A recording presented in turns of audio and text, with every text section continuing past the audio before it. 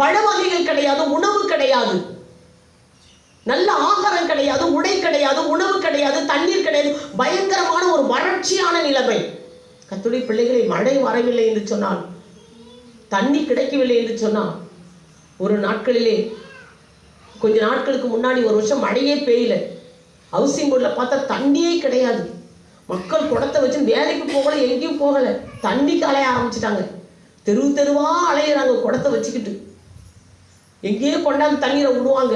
இந்த கடைசிக்கும் அந்த ரோட்டுக்கு இதுக்கும் பாத்திரம் லைனில் வச்சுருப்பாங்க. சண்டை போட்டு நடக்குது. அல்லேலூயா.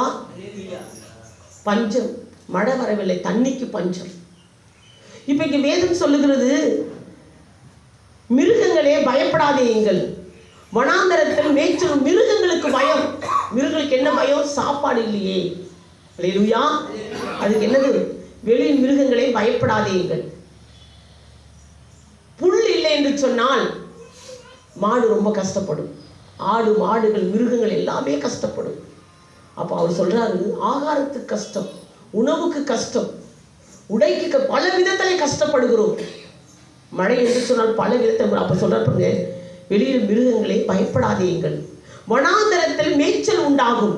வனாந்தரத்திலே மேய்ச்சல் உண்டாகும். காய்ந்து போய் உன் கண்ணுக்கு எதுவுமே தெரியல, எல்லாமே அடைக்கப்பட்டிருக்கிறது. ஒரு விதமான பசுமையை பார்க்க முடியவில்லை. மரத்து போய் பார்த்தா வெறும் மரத்து தான், அந்த கனியை காணாம். வயலுக்கு போனால் காஞ்சி தீஞ்சு கிடக்குது. எப்படி நாம் பிழைப்போம், நம் வாழ்க்கை எதிர்காலம் எப்படி முடியும் என்று பல துக்கத்தில் இருக்கும்போது இங்கே வேதம் சொல்லுகிறது, மிருகங்களே நீங்கள் பயப்படாதீங்க, வனாந்தரத்தை பார்த்து பயப்படாதீங்க, அங்கே மேய்ச்சல் உண்டாகும். அல்லேலூயா. அங்கே மேய்ச்சல். எதையாவது ஒரு வழியிலே கர்த்தர் நம்முடைய வாழ்க்கையை அற்புதங்களை செய்வார்.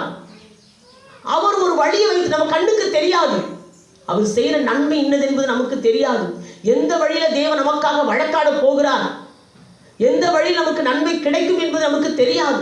நம்ம பார்க்குற வனாந்தரத்தை பார்க்கிறோம். ஆனால் சொல்றார், வனாந்தரத்தை நீ பார்த்து கொண்டிருக்கிறாய், வனாந்தரத்திலே வழிகளை உண்டாக்குவேன். அல்லேலூயா. வெளியில் மிருகங்களை பயப்படாதீங்கள், வனாந்தரத்திலே மேய்ச்சல் உண்டாகும். விருட்சங்கள் காய்களை காய்க்கும். எல்லா மரங்களும் காய் காய்க்கும், பழம் கொடுக்கும். காஞ்சு போன மரம் எல்லாம் செழிப்பாய் மாறி அது உனக்கு பலன் கொடுக்கும். அல்லேலூயா.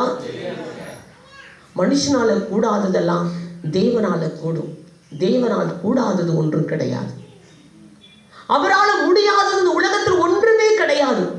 அவர் நிச்சயமாய் செய்வார். கர்த்தருக்கு உண்மையும் உத்தம மனதோடு பரிசுத்த ஜீவியத்தோடு ஆண்டவருடைய அந்தரங்கத்தை பார்க்கிறார். கர்த்தருடைய பிள்ளைகளே, கர்த்தருக்கு முன்னாடி உண்மையும் உத்தம மனதோடு பரிசுத்த ஜீவியத்தோடு அவரை பின்பற்றுகிறவர்களை அவர் ஒருபோதும் கைவிட்டது கிடையாது. அநேகர் வருவாங்க, அநேகர்.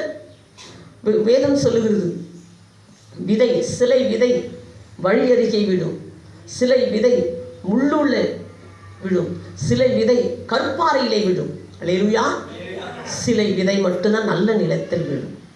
நல்ல நிலத்தில் விழுந்த விதை தான் 30ஆக 60ஆக 100ஆக பலன் கொடுக்கும். இயேசுவை ஏற்றுக்கொண்டவர்கள் கர்த்தருடைய வார்த்தையை சொன்ன உடனே நம்பி ஒரு திரள் கூட்டம் வருவாங்க. கொஞ்ச நாள் இருப்பாங்க சர்ச்சில், கொஞ்ச நாள், 1 வருஷம் இருப்பாங்க, இல்லை 10 வருஷம் இருப்பாங்க, 5 வருஷம் கூட இருப்பாங்க வச்சுக்கோ. அப்புறம் பார்த்தா சூழ்நிலை, கற்பாறையில் விதைக்கப்பட்ட விதை, நெருக்கங்கள், உறவுகள் வேணான்றாங்க, சொந்த பந்தங்கள் வேணான்றாங்க, இது நான் எதிர்பார்த்து வந்தேன், இது எனக்கு நடக்கலை, இது எனக்கு கிடைக்கலன்னு சொல்லிவிட்டு இயேசுவை மறுதளிச்சுட்டு பின்வாங்கி போய் விடுவார்கள். அல்லேலூயா. நல்லா கவனிக்கணும். இந்த பூமிக்காக இயேசு கிறிஸ்து மேலே நம்பிக்கை வைக்கக்கூடாது. என்ன வேணுமோ, உனக்கு என்ன கிடைக்குமோ அதை கட்டாயம் தேவன் கொடுப்பாங்க. நான் யோசித்து பார்ப்பேன். நான் இங்கேயே நிறைய பேர் வந்திருக்காங்க. இங்கே வந்தவங்களே பார்த்தாக்க இந்த இடம் பத்தாது. இங்கே வந்தவங்களே பார்த்தா இந்த இடம் எத்தனையோ குடும்பங்கள் வந்திருக்கிறாங்க. ஏராளமானுக்கு நாங்கள் ஜெபம் பண்ணியிருக்கிறோம். சுகத்தை வாங்கி அற்புதமாக சுகம் வந்து ஞானஸ்தானம் எடுத்து, எனக்கு நடந்தால் எனக்கு ஞானஸ்தானம் எடுத்துருமா. கர்த்தர் அநேகருக்கு அற்புதங்களை செய்திருக்கிறார். அல்லேலூயா. ஆனால் அடுத்த நிமிஷத்தில் பார்த்தா அவர்களை காணோம். அடுத்த நிமிஷத்தில் பார்த்தா அவர்களே காணோம். ஃபோன் பண்ணால் கூட எடுக்க மாட்டாங்க. ஃபோன் பண்ணால் கூட எடுக்க மாட்டாங்க. அல்லேலூயா. வேலை இல்லைன்னு கேட்பாங்க, வேலை கொடுத்தோடனே வாங்கிக்கிறோன்னே சுகமாக வீட்டில் ஆயிடுவாங்க. இப்படி ஒவ்வொரு காரியங்களுக்காய் சுகத்தை பெற்றுக்கொண்டு போய் கொண்டிருக்கிறார்கள். அதற்காக இயேசு ஏற்றுக்கொள்ளக்கூடாது. கர்த்தருடைய பிள்ளைகளே, நமக்கு இன்னொரு வாழ்க்கை இருக்குது. கடைசி வரைக்கும் நிலைத்திருக்க வேண்டும். யார் ஒருத்தவங்க நிலைத்திருக்கிறார்களோ, அவர் 30 60 பலன் கொடுக்கிறார்களோ, அவர்கள் மட்டும்தான் தேவனுடைய ராஜ்யத்தை சுதந்திரிக்க முடியும். 6 லட்சம் பேரை தேவன் கொண்டு வந்தார். எத்தனை பேர்? 6 லட்சம். ஆண்டவர் 6 லட்சத்தை கணக்கிட்டு பார்த்தா 2 பேர் மட்டும்தான் உத்தமமாய் என்னை பின்பற்றி வந்தவர்கள். அல்லேலூயா.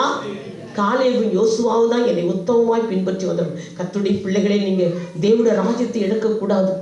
பிசாசு நம்முடைய தேவனுடைய ஆலயத்துக்கு வருவதற்கு தடை பண்ணுவான். இந்த உலகத்தின் ஆசா பாசை இன்பங்கள் தடை பண்ணும். கர்த்தரை ஆராதிப்பு வர விட மாட்டான். ஒவ்வொரு நாளும் செவிக்க விட மாட்டான். வேதத்தை வாசிக்க விட மாட்டான். நம்ம பரிசுத்தமா வாழ விட மாட்டான். நம்ம உண்மையா இருக்கணும், உண்மையா இருக்க விட மாட்டான். பல வழியிலே மனிதர்கள் மூலமாய், உறவுகள் மூலமாய், நண்பர்கள் மூலமாய் நம்மளை கெட்டவர்களாய் மாற்றுவதற்காக அவன் செயல்பட்டு கொண்டிருப்பான். அல்லேலூயா. ஒவ்வொரு நாளும் அவரோடு இணைந்து இருக்க வேண்டும். சபைக்கு வருவதற்கு தடை பண்ணுவான். மனைவி மூலமா தடை, கணவன் மூலமா தடை. அல்லேலூயா. கணவன் தடை பண்ணுவார்கள், சபைக்கு போகாதே. மனைவி தடை பண்ணுவார்கள், உறவுகள் தடை பண்ணுவார்கள். நம்மளை சபைக்கு போக வராத அளவுக்கு பிசாசு தடை பண்ணுவான். அல்லேலூயா. கர்த்தரை விட்டு விடக்கூடாது கடைசி வரைக்கும். இதான் வெற்றி வாழ்க்கை. பிள்ளைங்க கஷ்ட நஷ்டத்தை அறிந்து உணர்ந்து நன்றாய் படித்து போராடி படித்தால் தான் பெரிய அதிகாரியாக மாற முடியும். பசங்க கூட சேர்ந்துக்குன்னு ஆட்டம் பாட்டம் போட்டுனுக்கிறவங்களாம் இன்றைக்கி எவ்வளோ கஷ்டப்படுறாங்க தெரியுமா? இன்பமாக ஜாலியாக சுற்றிக்கணும், கிண்டல் அடிச்சு கேலி அடிச்சுக்கிட்டு இருக்கிற பிள்ளைங்களுடைய லைஃப்பு தரமட்டத்தில் இருக்குது.